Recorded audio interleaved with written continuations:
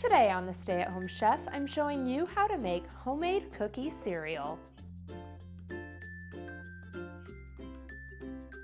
My family admittedly eats a ridiculous amount of cold cereal. So several years ago, I decided to go about making my own homemade cereal so that they'd have something a little bit healthier and homemade as an option in the morning. And this is the recipe that was the very favorite amongst everyone. It's really delicious. It's a lot like Cookie Crisp, but a much healthier, more hearty version. This is a really hearty cereal. It really fills you up, unlike the ones filled with air, and it's delicious. It starts with half a cup of coconut oil, and then you'll add in a quarter cup of brown sugar and a teaspoon of vanilla extract.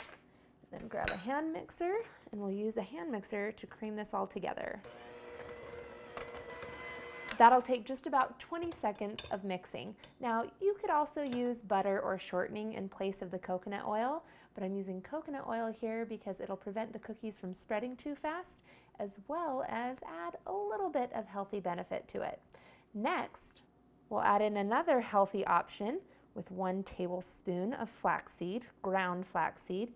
Then I'll also add in 3 tablespoons of water and beat this in real quick. I'm sneaking as much nutrition as I can into this cereal. Then we're going to start adding in dry ingredients, starting with 1 1/4 cup of wheat flour. And yes, you could use white flour, but of course, I'm trying to be nutritious here.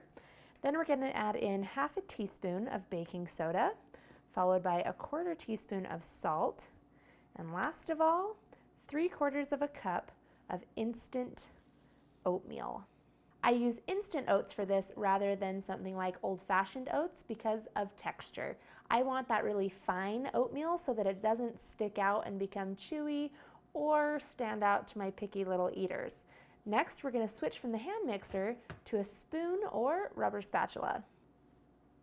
And I'm going to stir this together until it's well combined. This should be a fairly crumbly mixture, but if you pinch it together with your fingers, it should be able to hold its shape. Now, this last step is optional, but I like to add in half a cup of mini chocolate chips and stir those in. The chocolate chips make it seem a lot more cookie-like, but you can always leave them out. Next, we're going to take a teaspoon and scoop out a teaspoon-sized piece of the batter, roll it into a quick little ball, and place it onto a parchment-lined baking tray. And keep on going until you've used up all of your dough, which should fill up 2 baking trays. Now, I know that this is the tedious part, but you can always get the kids involved in making their own cereal with this, which is kind of fun. It takes me about 10 minutes to fill up a tray.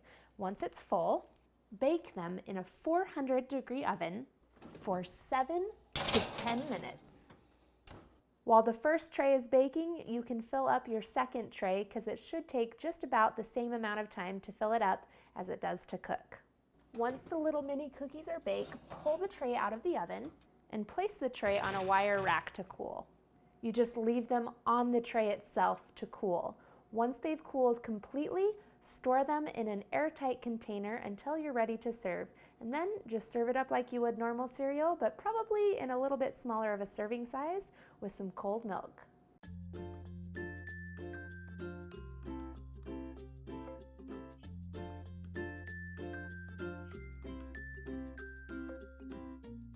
Thanks for watching. You can find the full written recipe in the video description. Be sure to subscribe and check out the rest of my channel where you can find hundreds of restaurant quality recipes you can easily make at home. See you later.